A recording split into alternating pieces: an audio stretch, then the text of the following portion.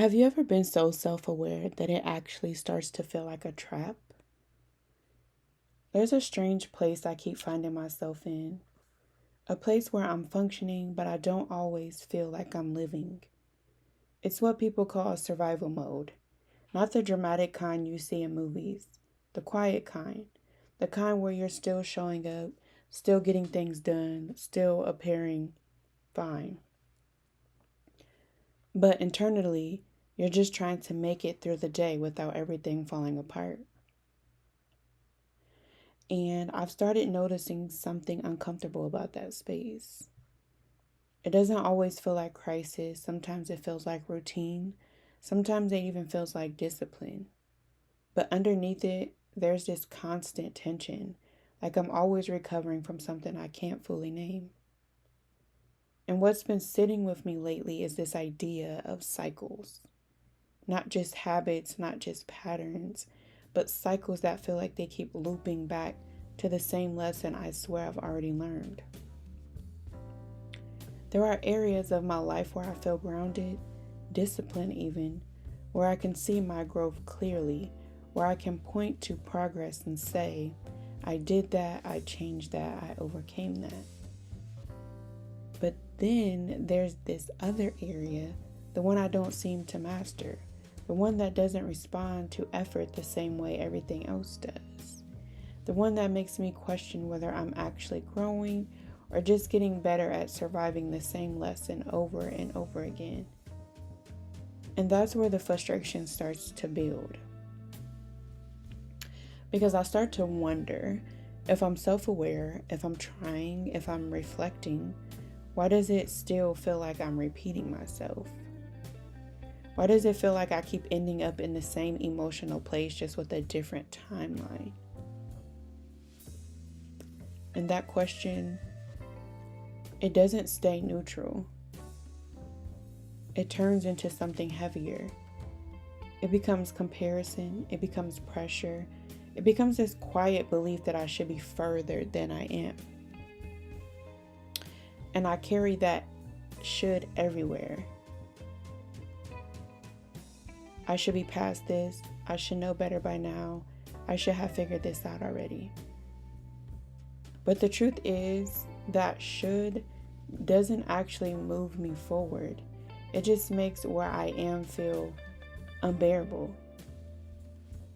And when where I am feels unbearable, I don't always respond with discipline. Sometimes I respond with escape. Sometimes I respond with avoidance. Sometimes I respond by stepping right back into the same patterns I said I was trying to leave behind. And then the cycle confirms itself. Because now I'm not just struggling with the pattern, I'm struggling with the shame of recognizing the pattern and still participating in it. And that's where it gets complicated. Because I don't think I'm unaware, I think I'm hyper aware. I can see myself in real time. I can name what I'm doing while I'm doing it. I can even predict the outcome while I'm still in it. And still, sometimes I don't stop. And that's the part I've been sitting with the most. Not just the behavior, but the emotional weight of watching myself repeat something I've already decided I want to outgrow. And I think that's where survival mode really shows itself. It's not just about getting through hard things. It's about how long you stay in patterns that once protected you, but now quietly limit you. Because some of these cycles didn't start as self-sabotage. Some of them started as coping. Some of them started as survival strategies. Some of them started as ways to feel control when things felt uncertain.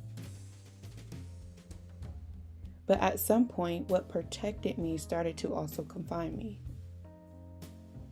And I don't think that shift is always obvious in real time. It's something you notice later when you're looking at your life and realizing you've been in the same emotional loop wearing different faces. And then the question becomes, if I can see it, why can't I fully break it? And I don't have a clear answer for that. But I'm starting to understand something I didn't want to accept before. Awareness alone doesn't always equal change. And discipline alone doesn't always equal healing.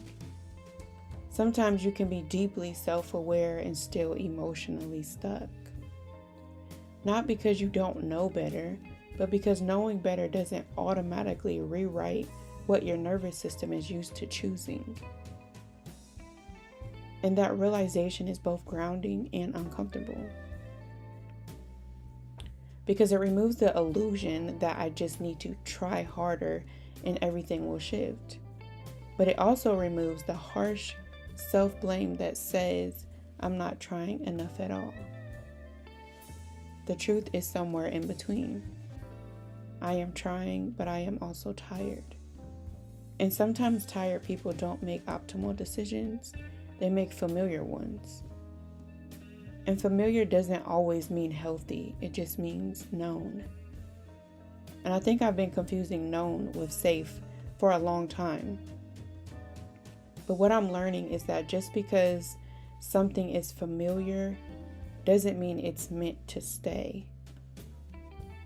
And just because I fall back into something doesn't mean I failed at growth. It might just mean I'm still in the middle of learning how to stay out of it longer than I used to. Because progress isn't always linear. Sometimes progress looks like catching yourself faster. Sometimes it looks like shortening the cycle. Sometimes it looks like returning to yourself sooner than you did before. And I don't think I've given myself enough credit for those smaller shifts. Instead, I've been measuring myself against an imagined version of me who never struggles with this at all. And that version doesn't exist. At least not yet. So I keep coming back to this tension between who I am, who I've been, and who I think I should already be. And I think that tension is what's been exhausting me the most. Not just the cycles, but the pressure of trying to outrun them perfectly. Because I don't think healing is about never repeating anything. I think it's about noticing sooner, recovering faster, and slowly building a life where the cycles lose their power over time, not overnight. And maybe the most honest thing I can admit right now is that I'm still in it. Still in the learning, still in the noticing, still in the moments where I don't get it right. But I'm also not who I used to be. Even if I don't always feel the difference, I can see it in how I think, and how quickly I question myself, and how often I reflect instead of completely disappearing into avoidance. And maybe that's the part I need to hold on to a little more gently. Because if I only measure myself by what I haven't fully mastered yet, I'll always feel behind.